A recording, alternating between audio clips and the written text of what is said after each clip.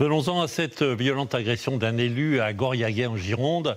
En voulant tout simplement mettre fin à un rodéo urbain, il a reçu plusieurs coups. Anaïs Lebranchu et Florian Gourdin ont pu recueillir son témoignage. C'est la première fois qu'Anthony revient sur les lieux de son agression de samedi soir. J'ai reçu un coup par derrière, au niveau de la face. C'est ce qui m'a mis à terre et puis après ils se sont acharnés sur moi. C'est ce qui m'a cassé l'arcade, le nez et la pommette.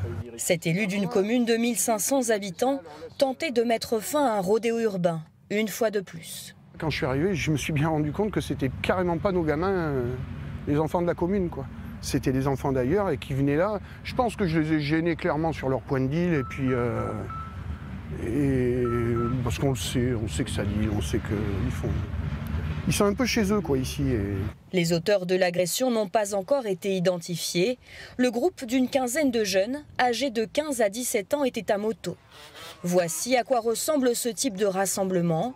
Parfois c'est en voiture, comme sur ces images filmées à seulement 20 km. Le maire de Goriaguet est démuni. Je n'ai pas les moyens de mettre quelque chose en place. La seule chose, c'est de pouvoir discuter avec les jeunes, ce que faisait mon adjoint régulièrement, de venir les voir. La police n'a aucun moyen. Ils n'ont pas le droit de les pourchasser, de les poursuivre.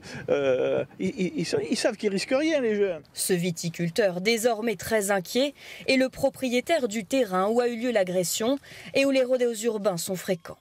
Le week-end, c'est bruyant. Moi, j'ai des voisins à côté. Enfin, moi, je suis à 800 mètres d'ici, mais j'ai des voisins à côté qui disent que les week-ends, c'est bruyant. Hein. Ces motos, là, surtout que c'est des motos de cross. Dans la commune, les habitants rencontrés ce matin sont désabusés. Wilfried assiste à des scènes dangereuses toutes les semaines devant sa maison. Ça peut être des scooters, ça peut être des motocross, il y a des quads. Généralement, il y en a 2-3 qui sont réguliers. Et après, ça peut monter jusqu'à une dizaine de deux roues, on va dire, qui s'amusent à faire ça. Ça fait un petit monde pour un petit village. L'élu agressé a 10 jours d'incapacité totale de travail, mais il ne compte pas abandonner sa lutte contre les rodéos urbains.